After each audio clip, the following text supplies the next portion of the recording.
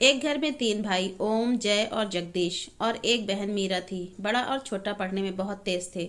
उनके माँ बाप उन चारों से बहुत प्यार करते थे, मगर मझले बेटे से थोड़ा परेशान से थे, क्योंकि वो पढ़ने में ठीक नहीं था और बहुत बदमाश भी था। बड़ा बेटा पढ़ लिख कर डॉक्टर बन गया और छोटा भी पढ़ लिख कर इंजीनियर बन गया, मगर मझला बिल्कुल आवारा और गंवार बन के ही रह गया। बड़े बेटे और छोटे की शादी हो गई, बहन की भी शादी हो गई। बहन को छोड़ दोनों भाइयों ने लव मैरिज की थी। बहन की शादी भी अच्छे घराने में हुई थी। आखिर भाई सब डॉक्टर और इंजीनियर जो थे। अब मझले को कोई लड़की नहीं मिल रही थी। माँ बाप दोनों परेशान थे। बहन जब भी मायके आती सबसे पहले छोटे भाई और बड़े भैया से मिलती, मगर मझले से कम ही मिलती थी, क्योंकि वह ना तो कुछ दे सकता था और ना ही वह जल्दी घर पर मिलता था। वैसे वह मजदूरी करता था, पढ़ लिख नहीं सका तो नौकरी कौन देता।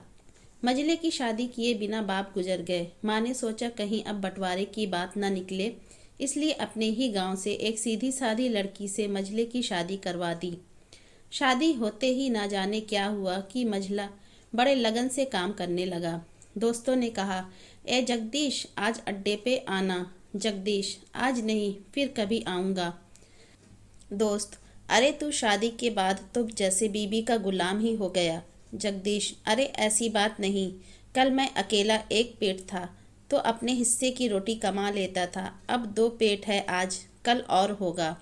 जगदीश, घर वाले नालायक कहते हैं, मेरे लिए चलता है, मगर मेरी पत्नी मुझे कभी नालायक कहे तो मेरी मर्दानगी पर एक भद्दा गाली है, क्योंकि एक पत्नी के लिए उसका पति उसका घमंड, इज्जत और उम्मीद होता है।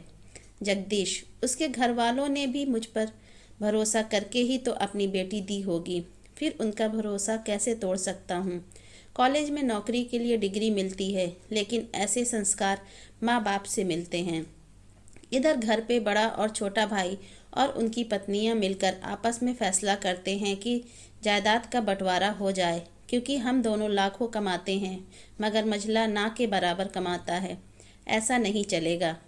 माँ के लाख मना करने पर भी बंटवारा की तारीख तय होती है। बहन भी आ जाती है, मगर जगदीश है कि काम पे निकलने के लिए बाहर आता है। उसके दोनों भाई उसको पकड़कर भीतर लाकर बोलते हैं कि आज तो रुक जा, बंटवारा कर ही लेते हैं। वकील कहता है तुम्हें रुकना होगा, साइन करना पड़ता है।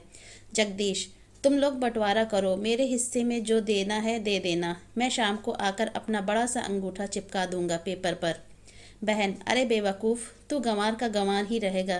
तेरी किस्मत अच्छी है कि तुझे इतने अच्छे भाई और भैया मिले। माँ, अरे जगदीश, आज रुक जा बेटा। बंटवारे में कुल 10 बीघा ज़मीन में दोनों भाई 5-5 बीघा रख लेते हैं और जगदीश को पुश्तैनी घर छोड़ देते हैं। तभी जगदीश जोर से चिल्लाता है, जगदीश, अरे फिर हमारी छुटकी का हिस्सा कौन सा है। दोनों भाई हंसकर बोलते हैं, अरे मूर्ख, बंटवारा भाइयों में होता है और बहनों के हिस्से में सिर्फ उसका मैका ही है।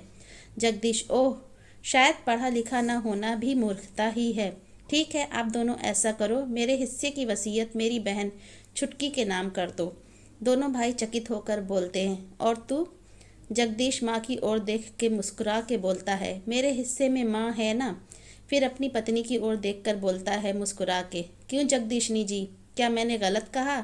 जगदीशनी अपनी सास से लिपट कर कहती है, इससे बड़ी ये वसीयत क्या होगी मेरे लिए कि मुझे माँ जैसी सासू मिली और बाप जैसा ख्याल रखने वाला पति। बस ये शब्द ही थे जो बंटवारे को सन्नाटे में बदल दिया। बहन दौड़कर अपने गंवार भैया से गले लगकर रोते हुए कहती है कि माफ़ कर दो भैया, क्योंकि मैं समझ न सकी आपको। जगदीश, इस घर में तेरा भी उतना ही अधिकार है जितना हम सभी का। बहुओं को जलाने की हिम्मत किसी में नहीं, मगर फिर भी जलाई जाती हैं, क्योंकि शादी के बाद हर भाई हर बाप उसे पराया समझने लगते हैं। मगर मेरे लिए तुम सब बहुत अजीज़ हो, चाहे पास रहो या दूर। जगदीश, माँ का चुनाव इसलिए किया ताकि तुम सब हमेशा मुझे याद आओ, क्योंकि ये वही कोख है जहाँ हमने साथ साथ 9-9 महीने गुजारे हैं। माँ के साथ तुम्हारी यादों को भी मैं रख रहा हूँ। दोनों भाई दौड़कर मझले से गले मिलकर रोते हैं और कहते हैं, आज तो तू सचमुच का बाबा लग रहा है। सबकी पलकों पे पानी ही पानी आ जाता है। सब एक साथ फिर से रहने लगते हैं। अगर मेरी आज की ये कहानी अच्छी लगी तो प्लीज़ मेरे चैनल को लाइक, सब्सक्राइब और कमेंट ज़रूर कीजिए। धन्यवाद।